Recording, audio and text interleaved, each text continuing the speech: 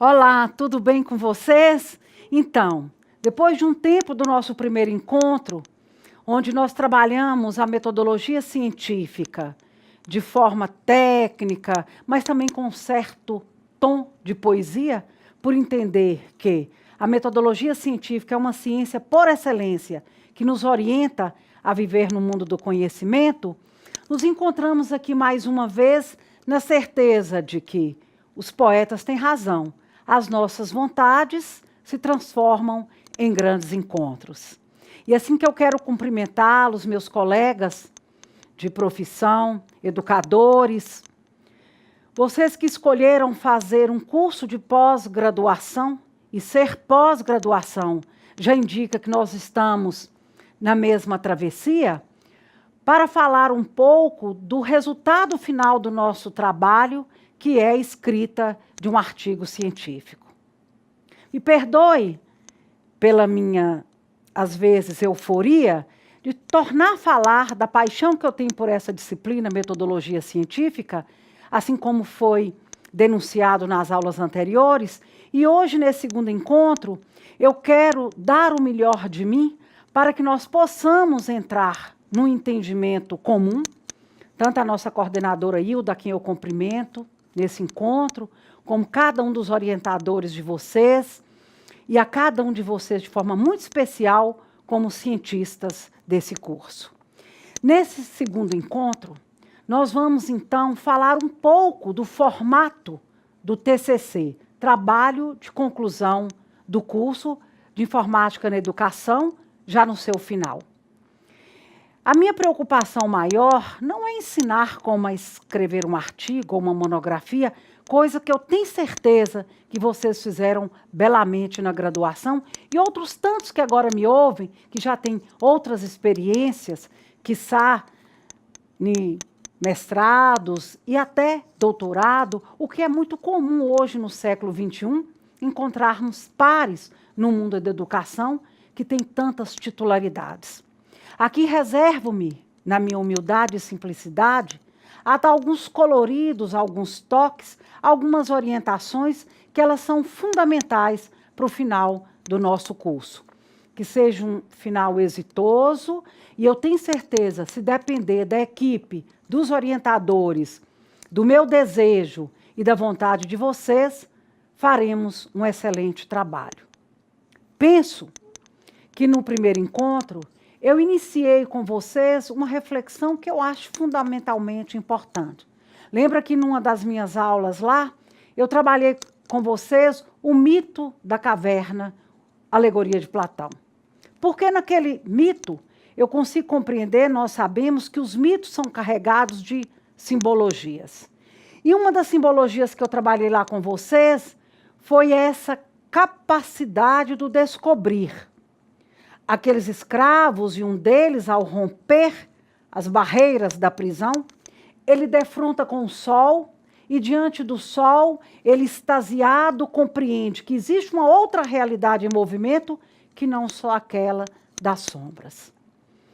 Esse mito, ele me encanta muito, porque o conhecimento na contemporaneidade, roubado pelo papel da mídia, pela capacidade do senso comum, força até de políticas neoliberais, de uma sociedade onde se impregna excesso de informações, esse mito nos traz uma reflexão forte de que é preciso conhecer. O conhecer na dimensão filosófica e epistemológica é algo profundo, que não emerge de uma simples opinião. Então, naquele momento que eu trabalhava o mito da caverna, e eu retomo a ele, para dizer que tem um mundo a ser descoberto, que no mundo da nossa relação da educação com a informática, é preciso que novos conhecimentos eles sejam declarados para o mundo acadêmico para que nós possamos crescer mais, melhor, em tamanho, largura e capacidade de transformação. Então, nessa caminhada da escrita acadêmica, de final de curso, tanto da graduação, nós temos alguns momentos que é exigido de nós ser autores. Eu gosto de trabalhar muito com o conceito de inteligência em Gramsci, onde ele chama de inteligência orgânica. Nós somos intelectuais orgânicos, aqueles que somos capazes de produzir uma teoria que causa transformação. A inteligência, no entendimento dos antigos, também é uma capacidade de escolher dentre. E escolher dentre é preciso que tenhamos essa habilidade para que nós possamos realizar um trabalho de conclusão do curso à altura de nós mesmos, ou seja, a melhor altura. Nós temos vivido um tempo que me preocupa muito, e aqui vale uma reflexão, que essas habilidades e competências que são exigidas de nós, ou esse excesso de títulos e de escrita para compor um currículo Lattes, nós já superamos. E eu tenho certeza que vocês também. Nós precisamos agora nos devolver para um lugar de que a nossa escrita, a nossa produção, ela venha com sentido para aqueles que vão ler, para aqueles que nos cercam e, principalmente, a revelação de essências em nós. Essa quantidade de call center que se transforma em algumas academias por excesso de produção, por bater metas, nós já tiramos isso fora da nossa capacidade de formação, das nossas habilidades e competências.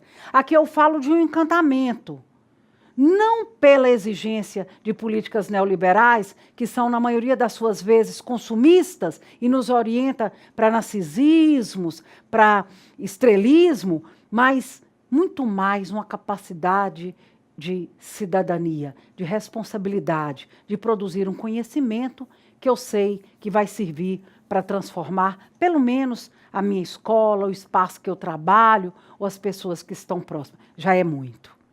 Então, eu queria chamar a atenção que nós não vamos fazer um trabalho de conclusão de curso, aqui no nosso caso, em formato de artigo, com essa preocupação de nota.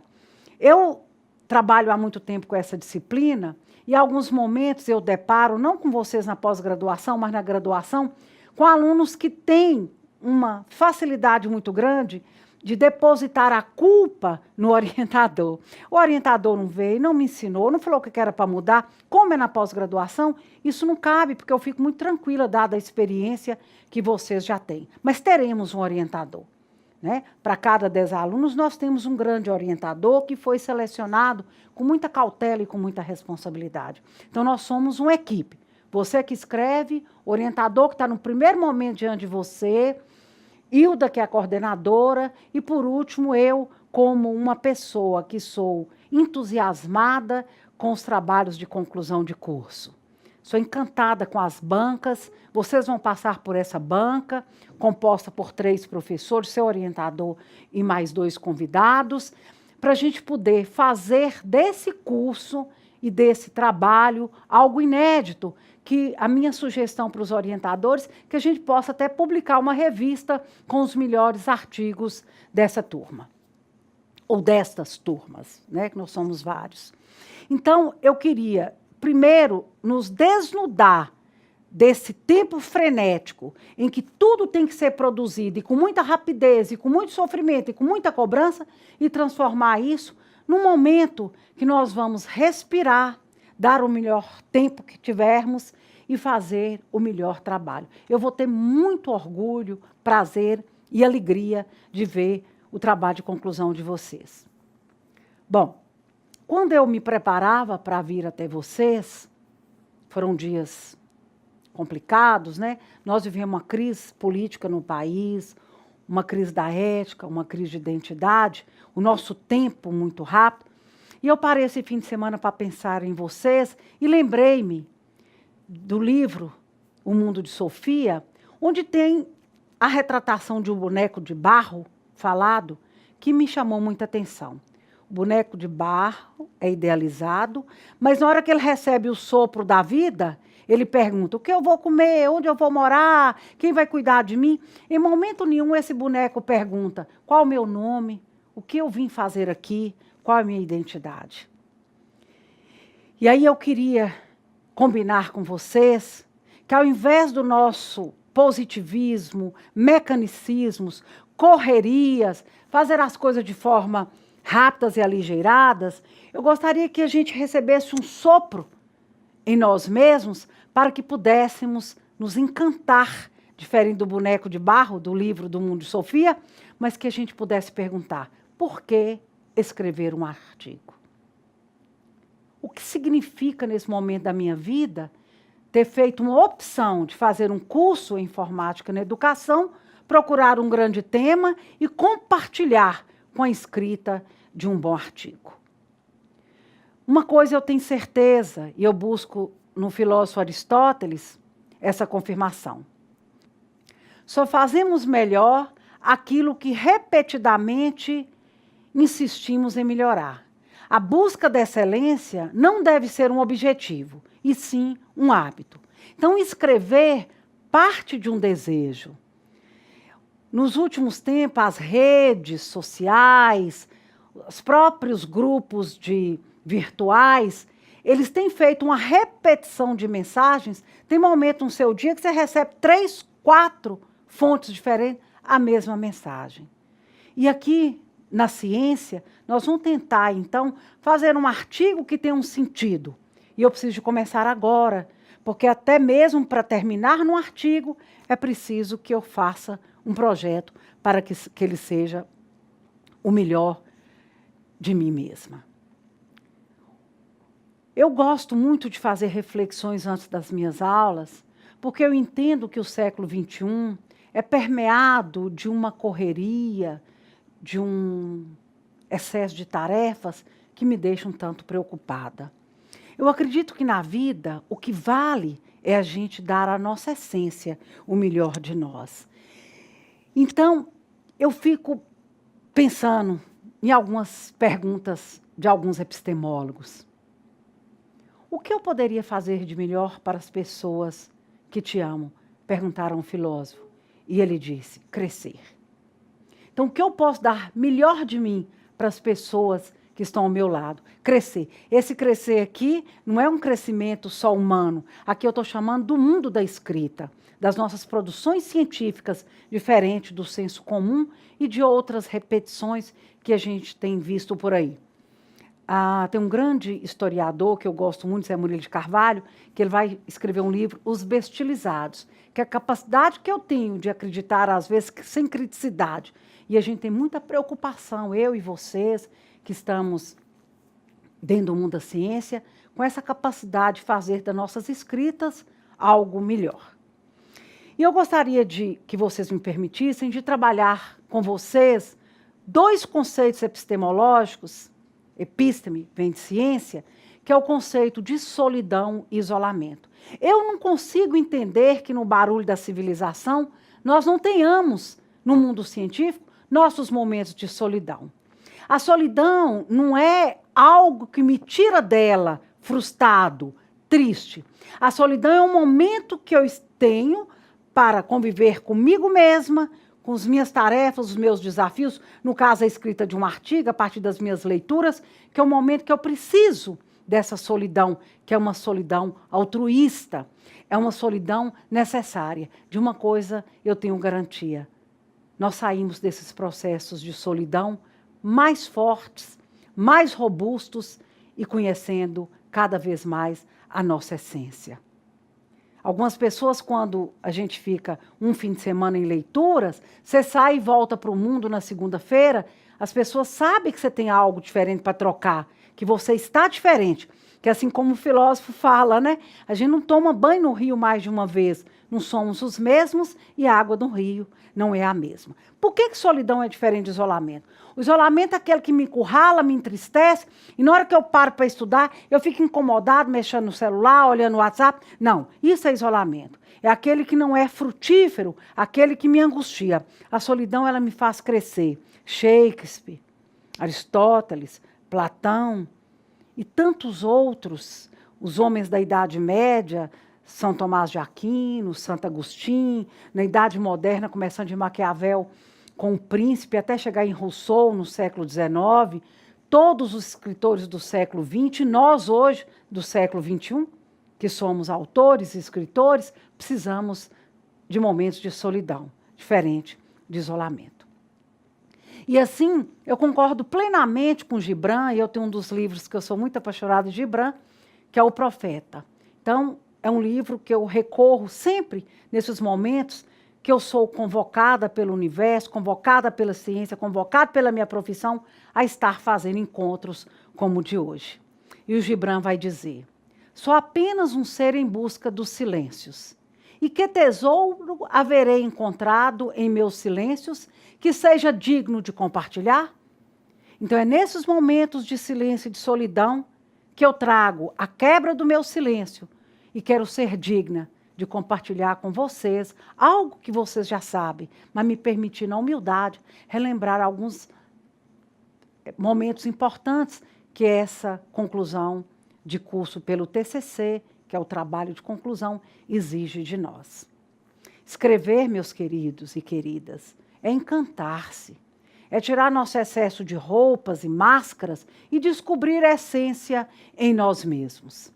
Nesse sentido, a escrita de um artigo é algo que eu quero produzir, preciso produzir, não para cumprir um mérito critério de avaliação, também, mas muito mais para compartilhar com outras pessoas o que eu penso sobre a educação na informática, que é interdisciplinar, multidisciplinar, quiçá transdisciplinar. Para além das dimensões descritivas, eu consiga extrair algo que é importante para que as pessoas possam deliciar. E aí, para finalizar essa abertura, eu gostaria de dizer para vocês um dos poemas de Gibran que eu gosto muito, que é O Louco. Aconteceu assim: um dia, muito tempo, antes de muitos deuses terem nascido, despertei de um sono profundo e notei que todas as minhas máscaras tinham sido roubadas. As 7 máscaras que eu havia confeccionado e usado em 7 vidas. E corri desesperado, sem máscara, pelas ruas cheias de gente, gritando: ladrões, ladrões, malditos ladrões, roubaram as minhas máscaras. Homens e mulheres riram de mim e alguns correram para casa com medo de mim. E quando cheguei à praça do mercado, um garoto trepado no telhado de uma casa gritou: é um louco! Olhei para cima para vê-lo. O sol beijou pela primeira vez a minha face nua. Pela primeira vez, o sol beijava minha face nua e minha alma inflamou-se de amor pelo sol. E não desejei mais minhas máscaras. E como num transe gritei: benditos, benditos ladrões que roubaram as minhas máscaras. Assim me tornei louco e encontrei tanta liberdade como segurança em minha loucura. A liberdade da solidão e a segurança de não ser compreendido, pois aqueles que nos compreendem escraviza alguma coisa em nós. Khalil Gibran. Isso me faz refletir que quem somos nós através de um artigo para invadir sua essência e a sua capacidade? Nunca. Mas tirar um pouquinho desse momento de solidão, a sua essência, que o sol do mito da caverna possa brilhar sobre o seu conhecimento e que esse poema, O Louco, de Gibran, possa desnudar em você a grandeza do autor que ora está escondido. Que o artigo, então, seja, como um trabalho de conclusão de curso, a sua melhor escrita. Nós merecemos fazer a leitura de grandes autores como vocês. Então, depois desse momento de reflexão, eu gostaria de pedir para vocês uma atenção. Eu sei que é difícil, porque orientar a construção de um trabalho de conclusão virtualmente, eu sei das deficiências. No entanto, eu gostaria de deixá-los tranquilos, porque nós vamos ter um tempo e um orientador que vai nos assessorar na escrita do artigo, mas antes de compor o artigo, é preciso que a gente construa o projeto. Então, a partir desse segundo momento, eu recortei, selecionei algumas reflexões para que nós possamos fazer um caminho sustentado pelo desejo, pela grandeza da escrita, pelo encantamento, mas também de um outro lado, que envolve a construção desse trabalho, que são as técnicas científicas, que são recomendadas, porque nós precisamos de entender que a linguagem científica, ela tem uma orientação que é nacional, ela é respeitada. Então, a Associação Brasileira, ela cria para nós regras científicas, a ABNT, e essa ABNT eu trouxe para vocês a última versão, não são coisas complicadas, são coisas simples, mas esse momento me permite trabalhar ou lembrá-los de algumas regras que são fundamentais para o nosso trabalho. Então, recuperando aqui, nós seremos, então, diplomados, vocês serão reconhecidos como especialistas em informática na educação, através da conclusão do TCC, que é o trabalho de conclusão de curso, que tem várias modalidades, monografia, relatórios. No nosso caso, o projeto pedagógico do curso nos orienta, então, à escrita de um artigo. Essa escrita do artigo, ela precisa passar por toda a fundamentação das normas científicas, que eu já havia postado várias tantas e outras na primeira etapa dessa disciplina, na metodologia científica, e hoje eu vou tentar recuperar de forma rápida e não menos profunda alguns pontos que são fundamentais, tá certo? O cronograma, a data, isso tudo vai ser postado para vocês na sala de aula, né, que a abertura dessa disciplina combina com esse cronograma, com a orientação que vocês vão ter dos seus orientadores, com a coordenação geral e sobre a minha orientação. Eu quero deixá-los tranquilos que, ainda que muitos não vão ter a devida paciência para entender essas regras, essas normas, já são coisas conhecidas de vocês. Vocês já são pós-graduados. Mas, ainda assim, eu insisto em colocar para vocês a nossa responsabilidade diante da construção desse trabalho, seguindo tanto as normas da ABNT, como também as normas do projeto pedagógico de vocês, que tem toda uma orientação própria. Tá certo? Então, a partir desse momento agora, eu vou priorizar o que eu entendo, o que é mais importante, que é como o conhecimento científico é importante, a construção de um projeto que é necessário, não é opcional. Nós vamos ter que fazer um projeto para que esse projeto dê como fruto o artigo. E eu quero convencê-los de que é fundamental na vida da gente qualquer planejamento. Em tudo nós precisamos de planejamento. Projeto fácil, coisa tranquila para vocês. Muitos eu sei que já tem o tema despertado, não só pelas inquietações do mundo atual, pelo mundo da informática, pelo mundo da educação, pela experiência de vocês, mas principalmente pelas aulas dos professores durante o trajeto desse curso. Então, muitos eu tenho certeza que já são pessoas que têm experiência em publicar artigo, que já escreveram artigo, que já fizeram um trabalho de conclusão de curso na graduação, que antecipa esse. Então, são coisas tranquilas que eu acho que trabalhar com a qualidade, né, dos nossos alunos hoje é tranquilizar os orientadores do artigo, a nossa coordenadora e, principalmente, toda essa dimensão desse curso que foi construído com muito zelo, projeto maravilhoso, todo amarrado, as emendas maravilhosas, disciplinas muito bem selecionadas. Agora é só um momento de parar para escrever. A gente sabe que a vida não tem ponto final, né? Algumas etapas, sim, como esse curso, termina com a conclusão, mas a vida não tem ponto final. A vida é uma dinâmica e outros cursos virão, mestrado, doutorado, né, quem não está fazendo, porque essa carreira acadêmica ela é contagiante, ela nos vicia e ela é encantadora. Tá certo? Então, eu vou passar para um outro momento agora, que é falar um pouco sobre essa trajetória trilhada por métodos, por orientações, pelo mundo científico. Eu espero que vocês tenham paciência, porque, de fato, é algo que exige de nós uma orientação. Então, pode ficar um pouco enfadonho, mas é necessário, né? Na vida é necessário. Vai estar postado, eu selecionei algumas para não ficar muito cansativo para vocês e passo agora para esse momento para falar um pouco sobre essas reflexões do mundo técnico, do mundo científico, que são fundamentais. Então, até.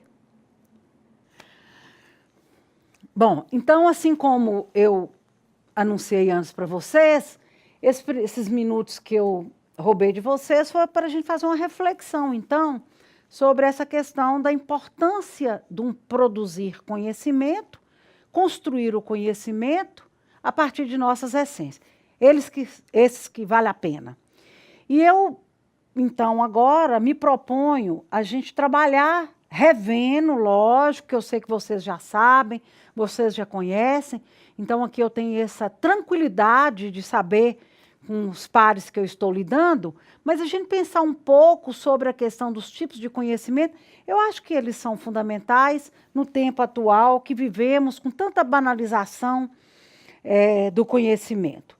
Dizem alguns autores que nós estamos vivendo hoje a sociedade do conhecimento, a sociedade pós-moderna, a sociedade onde as metanarrativas que eram pronunciadas pela Idade Moderna, elas estão em crise de paradigma. E nessa sociedade do conhecimento, a tecnologia, a informação, as nossas capacidades de produzir pelas habilidades, sermos competentes, tem que ser muito repensado por nós. Porque os tipos de conhecimento que conseguem nos dar essa grandeza em termos do humano, eles são muitos. Nós não podemos priorizar exclusivamente o conhecimento científico, mas é ele que nos fornece uma criticidade para que nós possamos elaborar um modelo de realidade, não mais pelo senso comum sem criticidade, ou pelas paixões exageradas dos movimentos religiosos, ou pela exagerada e exacerbada romantismo da dimensão só filosófica da vida, mas o conhecer aqui de forma epistemológica, que é o conhecimento científico, elaborar, criticar, melhorar e transformar uma ordem no caos que humanamente nós precisamos de pensar.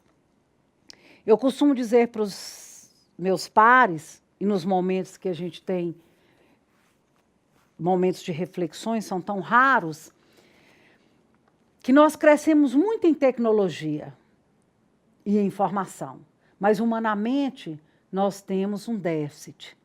Então, que as nossas escritas e o mundo científico nos ajudem a ser profissionais inteiros, verdadeiros, para que a gente possa tirar um pouco essa desordem e colocar uma ordem no lugar das incertezas, ainda que provisórias. Os elementos necessários para a construção e internalização do conhecimento é muito claro para nós todos. O objeto, o sujeito e uma imagem mental. Essa relação dialética entre objeto, sujeito e as construções do conhecimento é um exercício que não para só na objetividade, porque vira um positivismo, nem só no sujeito, que é um idealismo romântico, mas na interação produzida entre objeto e sujeito, que para mim é a relação dialógica mais fantástica, que nos hidrata e que nos faz perceber que o conhecer vale a pena. Então, é esse movimento dialético que produz o conhecimento, não só ênfase no sujeito, não só no objeto, mas na relação entre sujeito e objeto. O conhecimento, meus queridos, você sabe que nasce das experiências que nós acumulamos na nossa vida diária. Relacionamentos interpessoais, a experiência, inclusive, com a própria máquina, com a própria informática. Eu ficaria aqui horas colocando aqui para vocês as minhas dificuldades enfrentadas e ainda que eu enfrento, né? As nossas construções, amores e desamores, dessabores, alegrias, formações, ganhos e perdas, as leituras que são fundamentais. A minha preocupação muito grande hoje é que meus alunos voltem a ler os clássicos, porque a gente vai esvaziando dos conceitos, da epistemologia que nos sustenta como pessoas do mundo do conhecimento. Os livros, né? Eu tenho feito uma campanha muito grande para que a gente leia os bons livros, porque eles nos transformam, isso é o maior testemunho. E os artigos temáticos que nos encanta, inclusive o de vocês, que são diversos e que nós vamos fazer a leitura cuidadosa de todos eles e aquilo que eu disse, quiçá transformar numa revista para que essa nossa produção ela alcance outras pessoas. Então, conhecer é internalizar um novo conceito ou um conceito original sobre um fenômeno ou um fato. É nossa expectativa. Aí eu enumerei rapidamente o conhecimento empírico, né, que é esse do senso comum, dos nossos achismos, que o temos, ninguém é desprovido desse conhecimento. Agora, o momento aqui é um momento do conhecimento científico, mas carregamos nosso conhecimento teológico, nosso conhecimento filosófico. Os 3 primeiros são valorativos, né? Eu imprimo um valor, né? Uma personalização. O conhecimento científico é racional, é produtivo, a partir de uma investigação metódica da realidade, exige pesquisa, experimento, uma busca da lógica dos fatos, os fenômenos, as contradições. Então, ele é mais exigente, ele é proveniente da experimentação, da validação, da comprovação de hipóteses, daí a necessidade da construção de um projeto. Possibilita ao homem elaborar instrumentos para intervir na realidade e transformá-la. O tempo todo eu tenho falado aqui para vocês. O mais importante, para além de elaborar, ganhar os pontos, receber minha diplomação, é construir um conhecimento que é capaz de intervir na realidade e transformá-la. Eis o meu desejo. Então, as características do conhecimento científico não é novidade para vocês, refere a ocorrência de fatos reais, né? Nós não podemos fazer nenhuma viagem, ou aqueles temas que a gente não dá conta de escrevê-los. Eu costumo dizer que o real ele é simples, ele está na nossa travessia, ele está nas nossas inquietações, ele não está nas cópias. Todas as experiências que nós temos de copiar algo que alguém escreveu, ela não é fadada ao sucesso, porque ela não tem minha essência. Então, esse real aí, ele precisa de ter em mim uma sensibilidade. O conhecimento científico é contingente, ele trabalha com ensaios e experiências vivenciadas, né, na minha trajetória, no meu dia a dia, nas minhas marcas, nas minhas cicatrizes, nos elogios, nas minhas quedas, no meu soerguimento. Ele também é sistemático, o conhecimento é logicamente ordenado, por isso existe um método, né, é verificável, ele pode ser testado, né, a partir de pesquisas, de questionários, de instrumento mais sofisticado, e tem tantas outras técnicas, né, que nós podemos usar, grupo focal, entrevistas estruturadas, semi-estruturada e tantas outras. E é falível, está em permanente evolução. Quando eu fiz o meu mestrado em 2002, tem coisas lá que eu já mudaria, no meu doutorado eu já mudaria, daqui para frente, num projeto para diante que eu persigo na atualidade, também é falível, porque a vida está em movimento. O foco muda, as coisas mudam, o nosso objeto de estudo, ele sofre. Por isso, o conhecimento científico ele é pautado em verdades provisórias. É aproximadamente exato, provisoriamente aceito, né? Depois ele pode se tornar obsoleto, por isso que a gente tem que estar escrevendo sempre e acompanhando.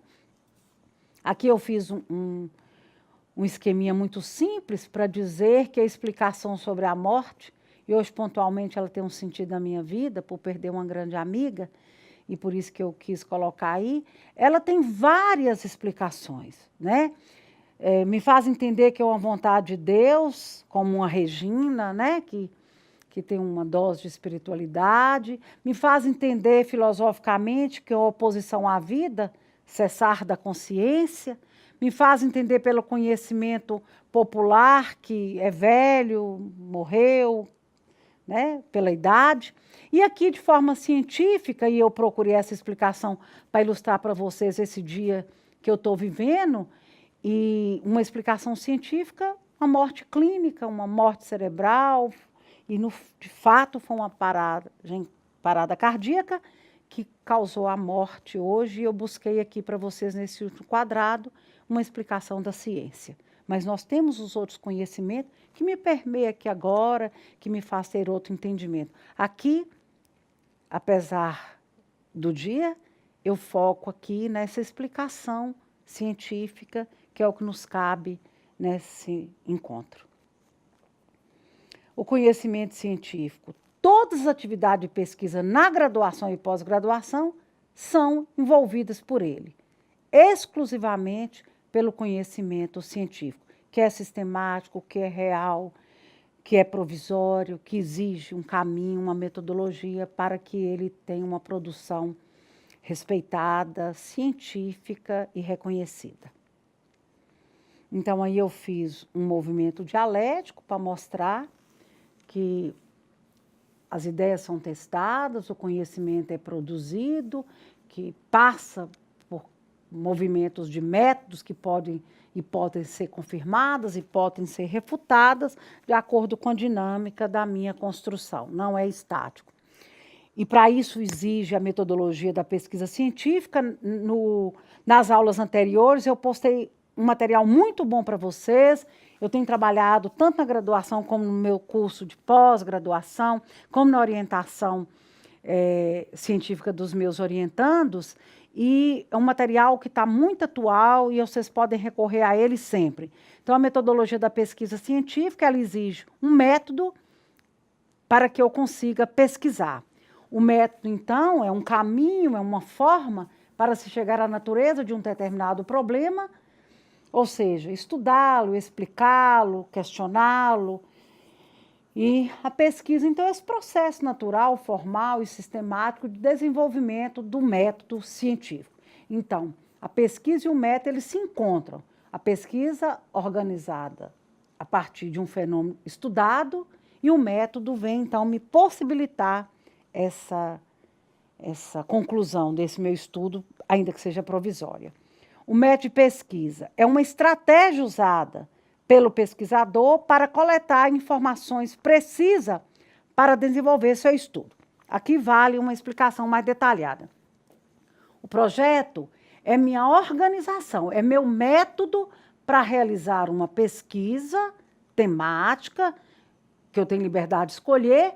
Então, o fruto desse projeto, dessa pesquisa, é que eu vou escrever o meu artigo. Então, o método de pesquisa exige uma organização sistemática dos princípios racionais e dos processos que devem guiar a minha investigação científica. Não tem outra forma de escrever um artigo científico se não for por esse caminho. O método, a metodologia, cuida dos caminhos, procedimento, das formas de fazer ciência. A preocupação instrumental na construção do saber, que aqui é o que eu tenho cuidado, que eu sei que vocês já sabem, mas colocando de uma forma com a ênfase muito grande por conta dessa responsabilidade que nós temos na produção do conhecimento. Então, eu invoco agora sobre vocês o convite a despertar em nós o espírito científico, que é a atitude do pesquisador em busca de soluções para o problema que ele enfrenta. O pesquisador deve ter consciência crítica, saber distinguir o essencial do acidental, o importante do secundário. Uma consciência objetiva é o rompimento com todas as posições subjetivas pessoais e mal fundamentadas do conhecimento vulgar ou do senso comum, o achismo. Objetividade. O trabalho científico é impessoal, não aceita meias soluções ou soluções apenas pessoais. É um entendimento com responsabilidade e eu me comprometo com a academia científica quando eu faço um trabalho científico. Então, não é meu achismo, é fruto de um estudo, da leitura de 3 ou mais autores, com a fundamentação teórica responsável, com nível de consciência crítica, uma consciência objetiva daquilo que eu quero perseguir, um tema claro, um objetivo claro, uma fundamentação teórica coerente, uma justificativa plausível, para que eu consiga, nesse projeto, escrever meu artigo de forma tranquila e científica. E, não diferente das outras características, a racionalidade, a razão, é o mundo das ideias, é a minha capacidade de levar para um artigo não um único juízo, mas todas as compreensões que a pesquisa me permitiu. A pesquisa científica, então, é um procedimento sistemático de investigação que visa rever ou ampliar os conhecimentos que vocês já têm, que eu tenho, rever ou ampliar. Eu fiquei pensando que muitos de vocês podem ampliar o trabalho de conclusão de curso de vocês, adaptando a temática do nosso curso, que é informática na educação, se couber. Se não, vocês podem descobrir novos fatos que foi suscitado durante esse curso, né? Novas formas de pensar, sempre prestando atenção no lugar que você está inserido, na experiência que você viveu, né? Na escola, no trabalho, depoimentos, artigos lidos, que suscitou em você uma curiosidade de pesquisar. Ou então você pode, na pesquisa científica, retificar antigas conclusões, trabalhos parados ou trabalhos que passou pelo seu desejo em algum momento da vida, e desenvolver novas tecnologias. Então, a pesquisa científica, ela enquadra muito bem nessa capacidade de contribuir, principalmente quando a gente discute a informática, contribuições de vocês para ampliação e melhoria desse nosso novo mundo, ou velho mundo, e novas tecnologias, ou não tão novas assim, né? Uma forma que a gente usa para dizer que o mundo está permeado da informática, e nós precisamos de acompanhar, de estar presentes, ou pelo menos desejar estar, na medida do possível, envolvidos para melhorar nossa capacidade de pesquisa, usando as tecnologias à nossa disposição. Então, a pesquisa científica, ela contribui para essa evolução. Aqui eu coloquei a tecnologia, dentre tantas outras áreas da ciência, no nosso foco é a informática no mundo da educação, para melhorar a nossa capacidade de desempenho, ou melhorar o desempenho de tantas outras pessoas que esperam o resultado do nosso trabalho. A pesquisa científica, então, ela vai utilizar esses métodos, né? Aqui é tranquilo, né? Nós temos uma pesquisa básica, que é ampliar o conhecimento científico, e uma pesquisa aplicada, mais pontual, que utiliza o conhecimento para resolver problemas, né? Desenvolver novas capacidades, ou habilidades, ou propostas, e teremos também, ou podemos ter, produtos e técnicas fruto dessa pesquisa que ensejamos agora para escrever nosso artigo como resultado da nossa pesquisa e terminar esse curso com êxito e grandeza. Esse aqui é algo que é conhecido de vocês, muito tranquilo, né? Como utilizar esses conceitos na vida acadêmica, né? A seleção de acervo científico, a normatização de trabalhos acadêmicos, a elaboração de projetos científicos, a redação de trabalho científico e a apresentação dos trabalhos científicos. Vai ter apresentação e nós vamos ter, então, que começar pelo estudo do nosso tema de escolha, consultar as normas, porque nem todas a gente decora e nem precisa, porque elas são muito claras e a gente pode consultá-las. Eu deixei postado lá na sala de vocês. A elaboração do projeto científico também, eu deixei um material muito bom de autores recomendados, como é que elabora um projeto científico, porque aqui a gente está relembrando, mas fica impossível, né? A gente escrever um projeto assim na modalidade desse encontro. A redação dos trabalhos científicos, que é fruto da proposta do projeto político-pedagógico de vocês, que é um artigo, e, por fim, a apresentação do trabalho de vocês, que vai ser a partir de uma banca que nós vamos organizar sem nenhuma preocupação, tá bom? Aqui eu coloquei como primeiro passo bons acervos, né, uma bibliografia atualizada, pesquisas recomendadas, publicadas em revista que tem um Qualis reconhecido, né, e os bancos de dados nacionais e internacionais, que são bancos de dados fantásticos para que a gente dê uma conotação atual nos nossos trabalhos científicos. Ok? Então, agora nós vamos relembrar um pouco aqui como construir um projeto de pesquisa. Continuo reafirmando em todos os momentos. Eu tenho certeza que a maioria de vocês tem essa experiência, mas coube a mim, e para mim é um privilégio, relembrar de alguns pontos que eu considero fundamentais para a realização de um trabalho de conclusão do curso excelente. Então, o que antecede o artigo, que vai ser a cobrança da banca, a apresentação de vocês, o que precede é a construção de um projeto de pesquisa. O projeto de pesquisa ele é fundamental, porque ele é que vai me dar as orientações. Quando eu falei para vocês do mito da caverna antes, o planejamento, o olhar o sol, o saber o caminho a andar, sair do mundo das sombras, das cópias fáceis, exige de mim um tempo, uma maturidade, uma dedicação que nos é revelado o tempo todo, hoje, chamando atenção até pelas contradições do tempo atual, de um tempo de solidão, no sentido não do isolamento, do recolhimento acadêmico, intelectual, para que eu possa revelar para os outros e para mim mesma a grandeza do tema que ora proponho pesquisar. Então, nós somos chamados a ser autores, ser intelectuais no sentido gramsciano e principalmente capacidade de fazer seleções temáticas, e somos pesquisadores e, sem dúvida nenhuma, daí o chamado é para você que é autor, intelectual e pesquisador. Facilita todo o nosso trabalho. O projeto de pesquisa, eu coloquei essa referência aí, foi uma fala de um professor que é de Montes Claros, que é doutor no sul do país, que ele disse assim: afinal, o que é projeto de pesquisa? E qual sua razão? Além de ser um aborrecimento a mais, no caso aqui, o estudante de informática na educação. Por que eu chamei a atenção? Eu chamei a atenção da fala dele porque, de fato, e eu coloquei uma interrogação que para nós não vai ser isso, de fato parece um pouco enfadonho terminar um curso e cansativo, ter que fazer um projeto, ter que fazer um artigo. Mas isso é muito tranquilo e eu garanto para vocês que nós vamos fazer isso da forma mais tranquila, mais assessorada e mais inédita possível.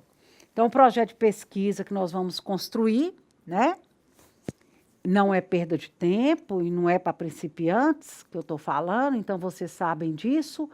No entanto, o que mostra a experiência? Mostra a experiência que o início de uma pesquisa sem projeto é lançar-se em improvisação, tornando o trabalho confuso, dando insegurança, complica, multiplica seu trabalho, o trabalho do orientador.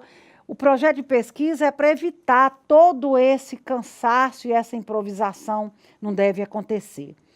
Então, para a Associação Brasileira de Normas Técnicas, a 15287, o projeto de pesquisa é uma das fases da pesquisa na qual é feita a descrição da estrutura de um empreendimento a ser realizado. No nosso caso, artigo, mas precede também uma monografia, uma tese, uma dissertação, que eu tenho certeza que no caso de vocês, quem não está fazendo uma dissertação ou uma tese no doutorado, vai ser um trabalho futuro. Então, o projeto de pesquisa ele é fundamental, porque ele é um empreendimento que me garante, no caso nosso, realizar a escrita de um bom artigo.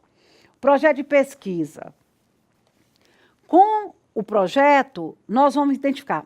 Vocês me permitam, eu adoro essas 4 perguntas, elas me orientam, na realidade, 4 perguntas e uma condição, né?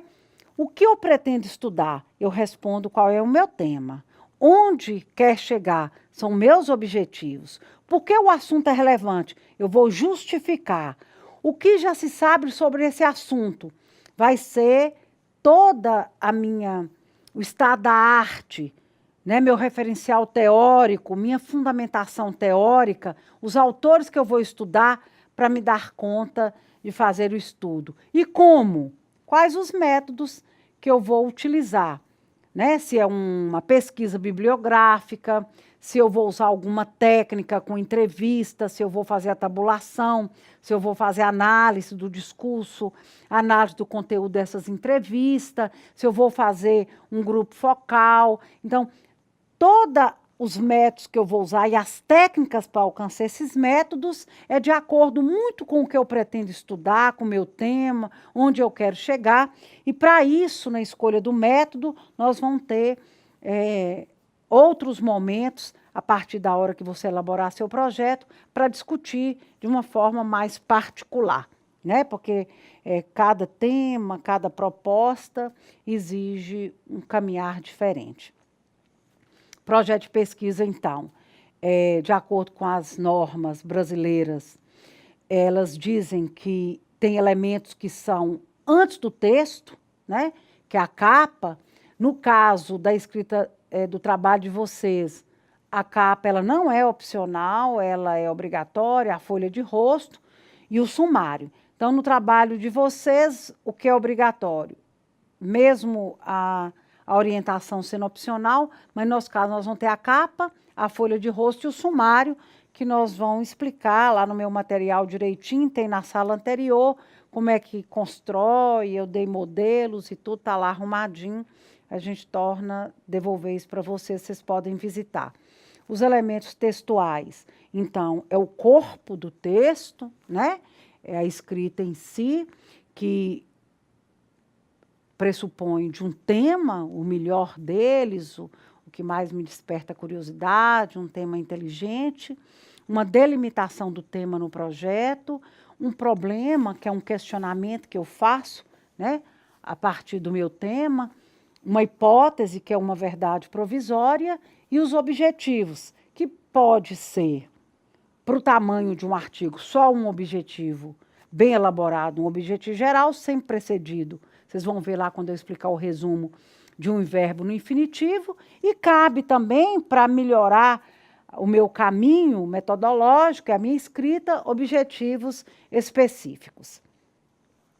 A justificativa ela é fundamental no meu projeto, o referencial teórico fundamental, procurar autores que trabalham o meu tema, que têm publicações, que sejam mais próximo do tempo atual, né? Um tempo mais próximo da nossa realidade. A metodologia eu vou esclarecer no meu projeto qual que eu vou usar, né? A abordagem, que é o método, e o procedimento, que é uma técnica, se eu for usar. O orçamento, nós não responsabilizamos por nenhum custo, portanto, esse orçamento aí, ele não tem necessidade aí no projeto de vocês, a não ser que vocês queiram colocar, mas nós não podemos assumir nenhum gasto, é uma orientação do curso, e o cronograma que vai orientar tanto o seu orientador, como a mim, e como a nossa coordenadora, o tempo que você está trabalhando, ele é fundamental. Posterior ao texto, né, que eu acabei de falar, é obrigação as referências usadas, todas elas de acordo com as normas da ABNT. Então, o projeto de pesquisa passa aí por esses elementos que eu acabei de falar, e aí, depois de concluído o projeto, de eu ter feito a pesquisa, eu, então, vou, depois de feito o trabalho todo, de ter um tema justificativo, objetivo, ter aplicado a minha metodologia, se foi um estudo bibliográfico, se eu fiz entrevistas estruturadas, semi-estruturadas, se eu fiz observação, se eu fiz um trabalho de campo, se eu fiz um grupo focal, ou qual foi outra modalidade que eu permiti conduzir o meu trabalho, e nós chegamos na segunda parte, que é o que você vai apresentar na banca, que é fruto da pesquisa realizada no seu projeto, que é o artigo, que é uma modalidade científica que eu gosto muito, porque os artigos científicos eles sustentam toda uma temática e é fundamental para ampliar nossa capacidade de conhecimento, principalmente na relação entre informática e educação. Então, o artigo científico ele parte de uma publicação com autoria, você é autor, a sua autoria é declarada, apresenta e discute ideias que você se prontificou lá no seu projeto, tem uso de métodos, de técnica, processo e resultados nas diversas áreas do conhecimento, no nosso caso aqui é informática na educação. A escolha do tema do seu trabalho é fundamental, eu costumo fazer uma metáfora que é como a escolha de um cônjuge, lógico que eu estou exagerando, mas é para dizer que casamentos podem ser desfeitos, mas um trabalho acadêmico será seu e você será dele até mesmo depois que a morte o separe. Você é autor da sua escrita, autora da sua escrita. Seu trabalho acadêmico é como um filho, você pode ter mais do que um, mas jamais vai divorciar de nenhum deles. Eu acho essa metáfora interessante. As sugestões aqui, que eu coloquei muito rapidamente, nunca, minha intenção aqui é roubar a criatividade de vocês, mas nos últimos tempos, os artigos que eu li nessa área me chamou muita atenção. Esse foi um deles. Novas tecnologias e pessoas com deficiência, informática na construção da sociedade inclusiva, é um questionamento. Eu gosto muito de artigo escrito sobre a égide do questionamento. Será que, de fato, tem nos tornado uma sociedade mais inclusiva? E essas novas tecnologias, será que são tão novas assim? Né? Então, o uso das tecnologias digitais em educação, seguindo um fenômeno em construção, se fala muito, é algo que tende a nos convidar, né, a trabalhar com metodologias ativas, usar a tecnologia para dinamizar nossos trabalhos. Um outro tema, computadores. Super-heróis ou vilões? É o tema de um bom artigo. Tecnologia e educação. Algumas considerações sobre o discurso pedagógico contemporâneo. Esse trabalho, vários autores se propuseram a fazer as discussões em forma de revisão bibliográfica, a partir desse discurso que perpassa aí nosso mundo acadêmico, nosso mundo educacional, e ficou muito bacana. É um trabalho que depois vocês podem localizar lá num site científico, Cielo, onde eu tirei e li, né? Aqui foi só a título de curiosidade. A educação à distância como instrumento de tecnologia social, relações com a educação sociocomunitária, é uma área que me encanta muito, a tecnologia nos projetos sociais, né, ao alcance de uma educação comunitária, uma educação cidadã, aos moldes de Paulo Freire, saudoso Paulo Freire, né, a intenção de educação de Florestan Fernandes, de tantos outros, né, brasileiros que nos encantou, Darcy Ribeiro e tantos outros, com essa ideia de que a educação ela tem um papel sociocomunitário e a tecnologia, em função disso, é fantástico. O uso do laboratório, da informática, eu pensei nisso, que tem muitas pessoas que vivem essa experiência da tecnologia em seus laboratórios, orientando tanto a entrada como a saída de informações. Multimídia na educação, o vídeo digital integrado ao contexto escolar, né, os videogames, a avaliação do multimídia, as novas tecnologias e pessoas com deficiências, os jogos como contextos curriculares, né, aí a partir de idosos, de criança, do ensino em qualquer instância da idade é fundamental. Os jogos têm tido, principalmente no ensino da matemática e nas questões da psicologia, o uso de jogos, né, administração de empresa e tantos outros, e alguns estudos de caso que são mais pontuais, que eu acho que são fundamentais nesse movimento do curso. Coloquei outros exemplos, vocês podem olhar lá depois, e aí vem uma parte fundamental do nosso artigo, que foi a escolha do tema feita no projeto, que agora nós trazemos agora com mais clareza o objeto da nossa pesquisa já escolhido e todo um entendimento de escolher um bom tema. foi feito lá no projeto, aqui eu deixei em forma de interrogação, pressupõe-se que no projeto eu já tenha feito esse movimento, mas Humberto Eco diz que a primeira tentação que nós temos é escolher um tema que fale de muitas coisas. Então, eu gostaria de colocar aqui que a segunda tentação é escolher um tema fácil, não caia nela. A terceira tentação, escolher um tema que está na moda, também não necessariamente nessa ordem, mas que seja um tema que te agrade, que vai contribuir, que faz parte das discussões que nós temos sobre a informática na educação. Tá? Então, não caia, não é o que é mais fácil, que é o mais tranquilo. É o que me emociona, o que me encanta, que vai fazer o sentido e vai fazer com que meu trabalho fique maravilhoso. Levar em conta a originalidade, a importância, a sua área de trabalho, né? O momento que você está vivendo, se é um momento de estágio, seu objetivo profissional, se você quer continuar fazendo seu mestrado, doutorado com esse tema, sua aptidão, interesse pessoal, gente, isso é fundamental. Né? A maturidade intelectual, o conhecimento do assunto, isso tudo conta, porque o tempo é muito rápido e se eu quiser complicar demais, eu posso encontrar dificuldade. Então, a simplicidade, ela está permeada aí, principalmente pelo meu interesse pessoal, pela minha leitura no tema e um pouco da originalidade e grande é a importância desse tema para que outras pessoas se deleitem e possam aproveitar da minha escrita. Depois que eu escrevo, ele não é mais propriedade minha, né? Ele é do mundo, ele é universal. Então, além disso, o tema deve ter disponibilidade de fontes, né? Ser acessível, né? Escolha específica, porque ele tem que ter um recorte, ele não pode ser muito amplo, né? Tem que ser possível.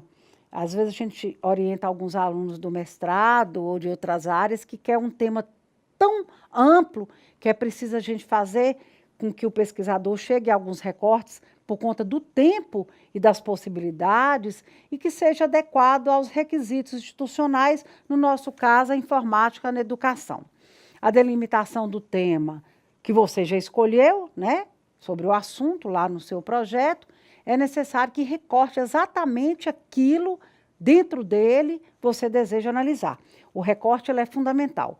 Observe que dentro de um mesmo tema são muitos aspectos. A minha sugestão é que vocês peguem um aspecto bem pontual, bem tranquilo, para que não complique a escrita do seu artigo. A delimitação do tema, né, ele é fundamental, facilita, né, fica mais tranquilo para que eu faça a minha escrita. Aqui, né, um outro curso que eu dei exemplo, mas só para falar de tema e delimitação. Guarda. Guarda tem 1000 situações, é um tema amplo, a delimitação do tema. A guarda compartilhada sob o enfoque do princípio do melhor interesse da criança. Foi uma orientação de um assistente social que eu fiz, eu coloquei o exemplo, né? Aqui no nosso caso, educação e informática, a informática na educação, eu coloquei duas grandes áreas, informática e educação, é amplo, né? A delimitação do tema, a importância da tecnologia no exercício da docência. Eu já delimitei dentro de educação informática a importância da tecnologia que está na informática, o exercício da docência dentro da educação. Aí é para mostrar como é a delimitação. Meu problema é fundamental, é a etapa, eu coloquei o A grande para mostrar, é a etapa da elaboração do projeto de pesquisa. Quem tem um bom problema é tranquilo, ele é bem claro. Definir o problema é indicar a sua motivação central, a dúvida que move essa atividade investigativa. Qual é o seu foco? Então, o problema ele tem um peso fundamental, porque é minha pergunta, é minha interrogação, é que vai me dar motivação para buscar respostas, ainda que provisórias, sobre ele. Meu problema é usualmente formulado como uma pergunta, né, como eu acabei de falar, e ele é fundamental.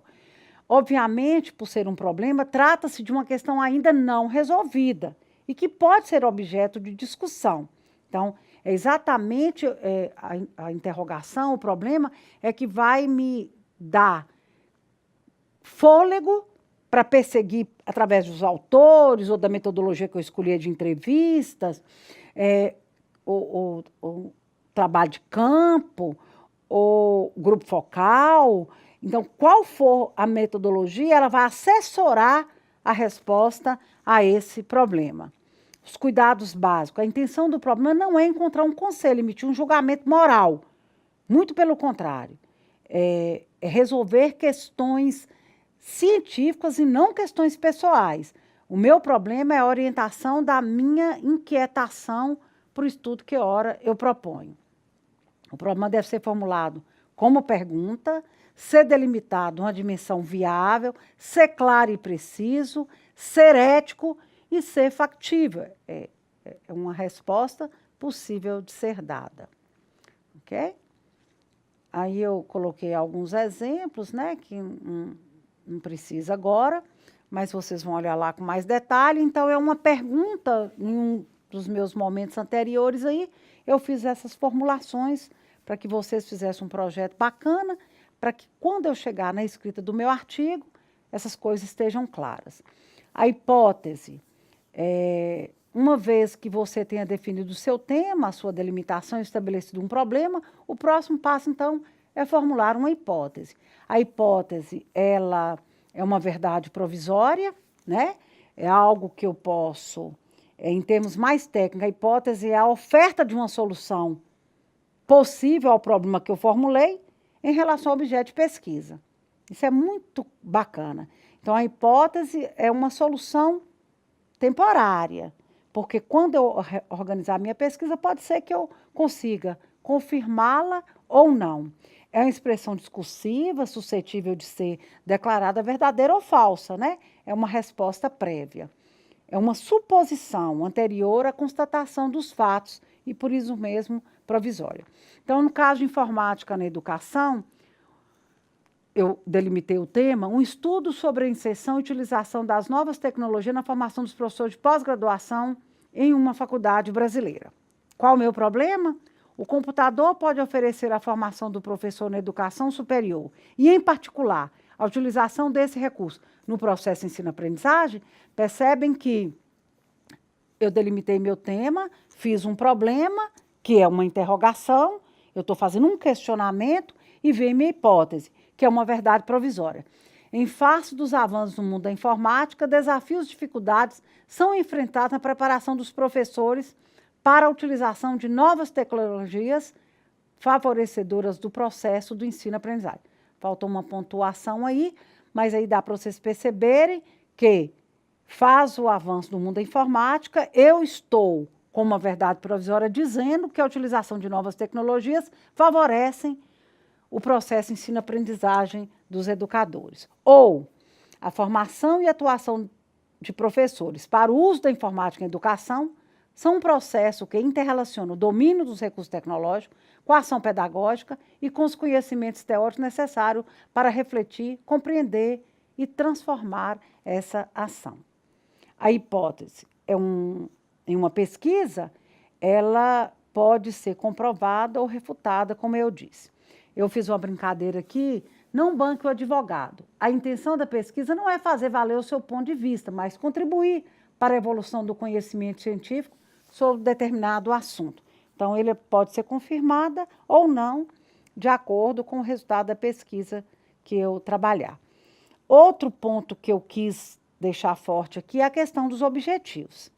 Se você está se dispondo a pesquisar algo, é porque pretende alcançar alguma meta. Constatar, comprovar, verificar ou demonstrar algo. E o objetivo ele é fundamental. Os objetivos, então, o geral, essa é a meta do trabalho como um todo. Eu gosto de orientar aqui nos artigos. A gente construa um grande e melhor objetivo geral. Os específicos eu gosto mais na monografia, em outros formatos de trabalho, mas também cabe perfeitamente no seu planejamento, lá no seu projeto, para que você escreva um bom artigo, porque eles são etapas, né? Mais pormenorizadas do que você quer alcançar. O objetivo geral diz respeito ao produto que se espera obter, geralmente é expresso por verbos no infinitivo, compreender, demonstrar, já falei isso antes, e os específicos têm natureza operacional, né? Eles eles desmembram um pouco em miudezas esse caminho que eu quero perseguir, né? No caso nosso, o artigo. Então, aí eu fiz umas orientações, que vocês vão ver lá, não tem necessidade, né? Os específicos e os gerais. E aqui eu deixei uma coisa que eu gosto muito de terminar, a receita para a construção de um artigo. Ter um tema atual, os ingredientes da receita. Um projeto para a base, que é o que eu falei há pouco, precisa ter um projeto para orientar a construção desse artigo. Uma porção de criticidade, fontes diversas e a gosto. No caso desse ingrediente aí, eu costumo falar que até 3 bons autores está de bom tamanho para a escrita de um bom artigo. 500 gramas de bom senso, né? Eu coloquei uma quantidade pequena, mas pode aumentar. 1 quilo de persistência e determinação também pode aumentar. E uma forma que é os padrões da ABNT. Nós não podemos fugir às orientações. Então, vocês entendem que todos esses ingredientes dependem muito de vocês. O tema atual você vai escolher, o projeto você vai construir, a porção de criticidade eu não posso dar para ninguém, isso é uma coisa que é sua. As fontes ao gosto você pode escolher, nós temos grandes escritores aí sobre o tema que você vai escolher, não tem dúvida, e hoje com a tecnologia nós temos acesso a isso de uma forma muito tranquila, ainda continuo apostando nas obras inteiras, nos livros dos autores. Uma grande dose de bom senso, porque aí vale a criticidade, esse bom senso ele é fundamental. Tempo, coerência, um objetivo claro, a tranquilidade na escolha, a seleção de bons autores, para que facilite o meu trabalho. 1 quilo de persistência e determinação fundamental, senão não sai nenhuma escrita, e uma forma que também é dada para vocês, que é as orientações das técnicas da Associação Brasileira de Normas Técnicas, ok? E aí, junto com tudo isso, o modo de preparo. Com 1 quilo de persistência e determinação, junte o tema que você fez lá, escolhido no seu projeto, misture bem, até surgir claramente o objetivo. Os objetivos, a justificativa e a metodologia aparecem dessa mistura e desse movimento feito no projeto. Acrescente, então, diversas fontes, as escolhidas, refogue com criticidade até que o conteúdo adquira uma consistência. Unte a forma, visite lá as normas, os padrões lá estabelecidos, com bom senso, acrescente o conteúdo. Distribua em capítulos, no caso aqui não precisa, porque é um artigo, num texto coerente, coeso, robusto, sustentado, e ao final, leve para apresentação perante a banca examinadora. Eu coloquei 30 a 45 minutos aqui, mas é um tempo muito menor, me parece, nós vamos acertar isso direitinho, que você vai apresentar para que a gente possa saborear dessa grande receita de você, que é um grande autor, escrevendo um artigo sobre o nosso apoio, orientação.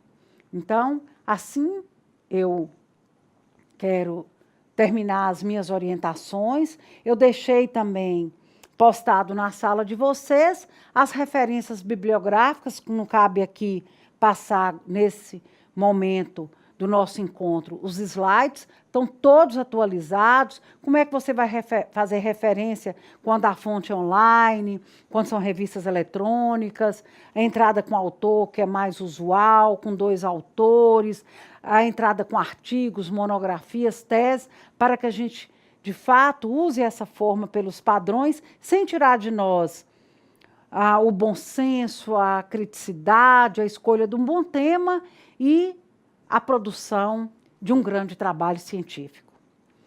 Então, assim, eu finalizo esse segundo momento, deixando mais uma vez registrado que todas essas orientações vão estar postadas e eu me coloco à inteira disposição de vocês. Estaremos de plantão enquanto a duração da escrita do artigo de vocês e do projeto para que vocês tenham o sucesso merecido. Boa sorte, boa escrita, contem comigo. Muito obrigada.